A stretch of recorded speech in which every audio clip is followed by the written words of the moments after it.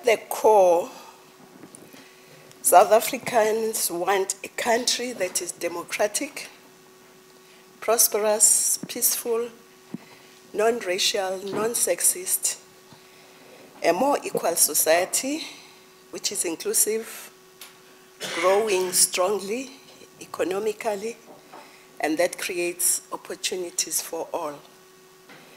A lot has been achieved in the democratization of South Africa, improving the basic needs of our people, as well as gender inequalities. However, there are still many challenges we need to address. The recent statistics on poverty published by Stats SAA revealed that more than half of South Africans still live below the poverty datum line. Inequalities remain high with a Gini coefficient of 0.69. Youth unemployment rates remain intolerably high. And of course, more than half of the unemployed are under 35. Our society still remains patriarchal, with a gender wage gap still between 15 and 17%, and of course an alarming rate of gender-based violence and generally high crime rates, particularly violent crimes. The majority of our people remain landless, and the economy is stagnant, deindustrializing, and dominated by monopolies which are predominantly white and male, both historically and today. A small portion of the population live in obscene opulence, and a large number of people still live under conditions of squalor in some cases.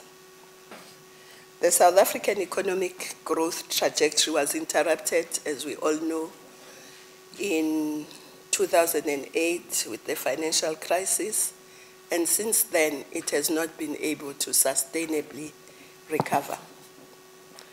South Africa's ability to create new jobs, eradicate poverty, and thus deal a lasting blow to inequalities has remained very constrained. The skills deficit, which exacerbates job creation challenges, remains a perennial issue that needs to be tackled.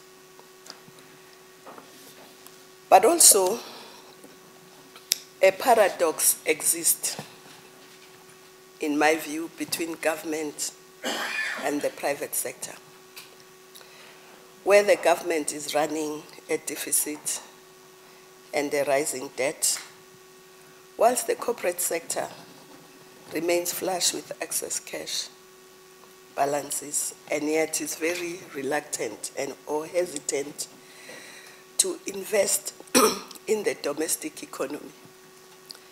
Foreign direct investment has been stagnant, whilst investments abroad by South Africans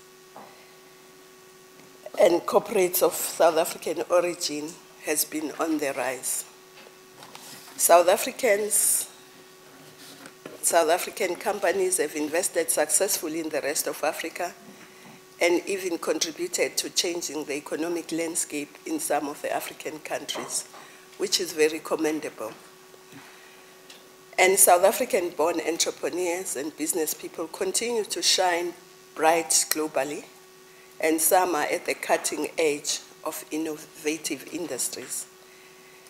And yet, we have here at home seen a process of deindustrialization, a sense of business as usual, of making changes only at the margins, and also of being overtaken and left behind in important African and global economic developments, whilst the South African economy remains virtually unchanged. In Africa, people used to exclude South Africa in the statistics of Africa because they were saying the size of our economy is too big, so it distorts the average in Africa. But today, well, they also want to exclude that, but for a different reason. They are saying we are distorting the growth rate because we are not growing, so we're dragging everybody down. The job creation agenda should recognize the need to develop more job-ready individuals with appropriate skills to enter the job market. This can be done by looking and studying some of the successful industrial countries like Germany, like Switzerland, like Japan, and many others. What makes them so successful? And what type of education do they have?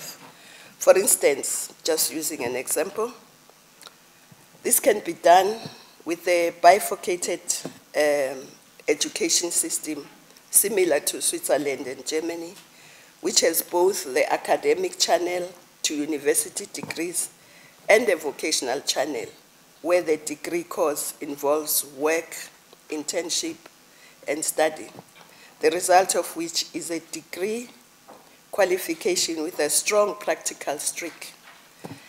The second stream with vocational education and work and internship not only creates a pool of affordable workforce for business, but also the employees more job ready when they attain their qualification.